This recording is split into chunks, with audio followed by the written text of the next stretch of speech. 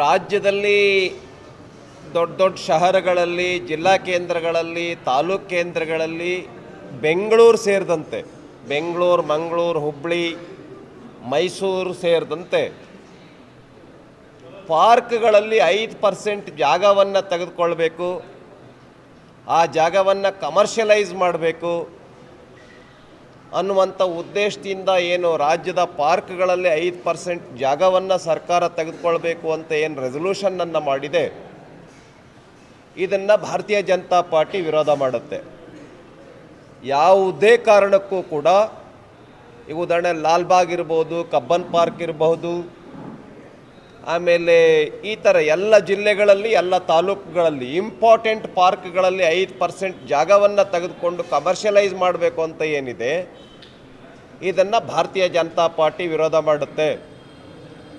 ಯಾಕೆ ಅಂತಂದರೆ ಇಡೀ ರಾಜ್ಯದಲ್ಲಿ, ವಿಶೇಷವಾಗಿ ಬೆಂಗಳೂರಿನೊಳಗೆ ಯಾವ ಪ್ರಮಾಣದಲ್ಲಿ ಗಿಡ ಮರಗಳಿರಬೇಕಾಗಿತ್ತು, ಯಾವ ಪ್ರಮಾಣದಲ್ಲಿ ಪಾರ್ಕ್ಗಳಿರಬೇಕಾಗಿತ್ತು, ಆ ಪಾರ್ಕ್ಗಳಿಲ್ಲ. ಮತ್ತು ಇರೋ ಪಾರ್ಕ್ಗಳನ್ನು ಒತ್ತುವರಿ ಮಾಡ್ತಾ ಇದ್ದಾರೆ. ಅಲ್ಲಿ ಕಮರ್ಷಿಯಲ್ ಶಾಪಿಂಗ್ಗಳನ್ನು ಮಾಡ್ತಾ ಇದ್ದಾರೆ. ಆದ್ದರಿಂದ ಸರ್ಕಾರ ಇದನ್ನು ಮಾಡಬಾರ್ದು. ಬೆಂಗಳೂರಂತೂ ಟೋಟಲಿ ಪೊಲ್ಯೂಷನ್ ಆಗ್ತಾ ಇದೆ.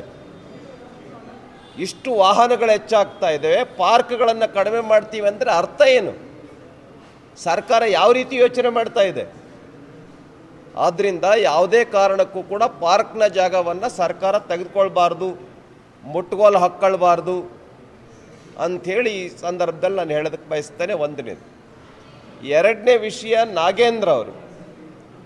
ನಾಗೇಂದ್ರ ಅವರ ರಾಜೀನಾಮೆ ಆಗಲೇಬೇಕು ಕರ್ನಾಟಕ ರಾಜ್ಯದಲ್ಲಿ. ಸಿದ್ದರಾಮಯ್ಯ ಅವರು ಮುಖ್ಯಮಂತ್ರಿ ಇದ್ದಾಗಲೇ ಒಪ್ಕೊಂಡಿದ್ದಾರೆ 187 ಕೋಟಿ ಅಲ್ಲ 87 ಕೋಟಿ ಕರಪ್ಷನ್ ಆಗಿದೆ ಅಂತ. ಇದು ಸಾಕಷ್ಟು ಚರ್ಚೆಯ ನಂತರ ಏನ್ರಿ 187 ಕೋಟಿ ಅಂತ ಹೇಳ್ತಾ ಇದ್ದಾರೆ, 87 ಕೋಟಿ ಕರಪ್ಷನ್ ಆಗಿರೋದು ಅಂತ ಹೇಳ್ತಾ ಇದ್ದಾರೆ. ಸದನದಲ್ಲೇ ಒಪ್ಕೊಂಡಿದ್ದು. ಆದ್ದರಿಂದ ಚರ್ಚೆ ಮಾಡುವ ವಿಷಯವೇ ಇಲ್ಲ. ಚಾರ್ಜ್ ಶೀಟ್ ಆಗಿದೆ, 600 ಅಕೌಂಟ್ಗಳು ಕಳಿಸಿದ್ದಾರೆ.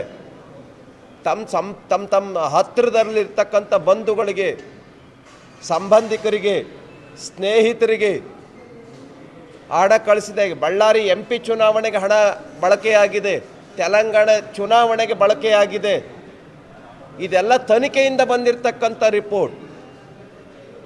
ಅಧಿಕಾರಿಗಳ ಮೇಲೆ ಕಟ್ಟಿ ಮಂತ್ರಿಯನ್ನು ಬಚಾವ್ ಮಾಡೋದು, ಮಂತ್ರಿಯನ್ನು ಉಳಿಸೋದಕ್ಕೆ ಏನೇನು ಅರ್ಥವೇ ಇಲ್ಲ. ಯಾವುದೇ ಕಾರಣಕ್ಕೂ ಕೂಡ ನಾಗೇಂದ್ರ ಅವರು ರಾಜೀನಾಮೆ ಆಗಲೇಬೇಕು. ಎಲ್ಲಿವರೆಗೆ ನಾಗೇಂದ್ರ ಅವರು ರಾಜೀನಾಮೆ ಆಗೋದಿಲ್ಲ, ಸರ್ಕಾರ ರಾಜೀನಾಮೆ ತೆಗೆದುಕೊಳ್ಳೋದಿಲ್ಲ, ಅಲ್ಲಿಯವರೆಗೆ ಭಾರತೀಯ ಜನತಾ ಪಾರ್ಟಿ ಹೋರಾಟವನ್ನು ಮಾಡುತ್ತೆ. ಇನ್ನು ಮೂರನೇ ವಿಷಯ, ಎಲ್ಲ ಮಂತ್ರಿಗಳು ಬರ ಇದೆ, ಕರ್ನಾಟಕ ರಾಜ್ಯದಲ್ಲಿ ಬರ ಇದೆ ಅಂತ ಮಾತಾಡ್ತಾ ಇದ್ದಾರೆ. ಯಾಕೆ ಬರ ಅಂತ ಘೋಷಣೆ ಮಾಡ್ತಾ ಇಲ್ಲ? ಸರ್ಕಾರ ಯಾಕೆ ಘೋಷಣೆ ಮಾಡ್ತಾ ಇಲ್ಲ ಬರ ಇದೆ ಕರ್ನಾಟಕ ರಾಜ್ಯದಲ್ಲಿ ಅಂತ? ಹಾಗಾಗಿ ಕೂಡಲೇ ನೀವೇ ಮಂತ್ರಿಗಳು ಹೇಳೋ ಹಾಗೆ ನಾವೆಲ್ಲವೂ ಎಲ್ಲ ಜಿಲ್ಲೆಗಳಿಗೂ ಹೋಗಿ ಬಂದಿದ್ದೀವಿ, ತಾಲೂಕುಗಳಿಗೂ ಹೋಗಿ ಬಂದಿದ್ದೀವಿ. ಬರ ಎಂದು ಕಂಡರಿಯದೇ ಇರತಕ್ಕಂಥ ಬರ ಇದೆ ಕರ್ನಾಟಕ ರಾಜ್ಯದಲ್ಲಿ. ರೈತರು ಕಂಗಾಲಾಗಿ ಹೋಗಿದ್ದಾರೆ. ದನ ಕರುಗಳಿಗೆ ನೀರಿಲ್ಲ, ಜನತೆಗೆ ಕುಡಿಯೋದಕ್ಕೆ ನೀರಿಲ್ಲ, ಮುಂಗಾರು ಬೆಳೆ ಸಂಪೂರ್ಣ ಕೈಕೊಟ್ಟು ಹೋಗಿದೆ. ಆದ್ದರಿಂದ ಪ್ರತಿ ಎಕರೆಗೆ 50,000 ರೂಪಾಯಿ ಪರಿಹಾರವನ್ನು ಕೊಡಬೇಕು, ಸರ್ಕಾರ ಬರ ಅಂತ ಘೋಷಣೆ ಮಾಡಬೇಕು. ಇದನ್ನು ಮತ್ತೊಮ್ಮೆ ನಾವು ಈ ಸಂದರ್ಭದಲ್ಲಿ ಒತ್ತಾಯ ಮಾಡ್ತಾ ಇದ್ದೇವೆ.